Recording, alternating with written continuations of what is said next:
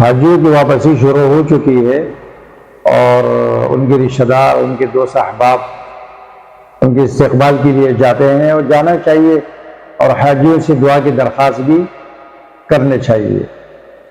لیکن آپ حاجی کا استقبال کیسے کریں گے، کون سی دعا آپ پڑھیں گے، کس دعا سے آپ ان کا استقبال کریں گے، یہ بات آپ کو سمجھانی ہے۔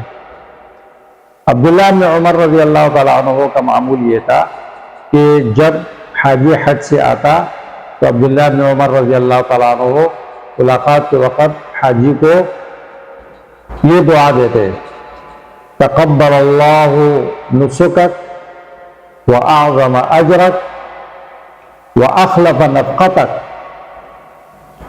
ترجمہ اس کا یہ ہے کہ اللہ تبارک و تعالیٰ قربانی سمیت تمام عبادات حج قبول فرمائے، اور اللہ تعالیٰ آپ کے اجر کو بڑھائے، اور اللہ تبارک و تعالیٰ آپ کے خرچے کا عوض و بدل آپ کو عطا فرمائے۔ کیسے دعا دیں گے آپ؟ تقبل اللہ نسکک واعظم اجرک واخلف نفقتک۔ جب حاجی صاحب سے آپ کی ملاقات ہو تو آپ اس دعا سے اس کا استقبال کریں گے۔ مصنف ابن ابی شیبہ رحمہ اللہ میں یہ حدیث موجود ہے۔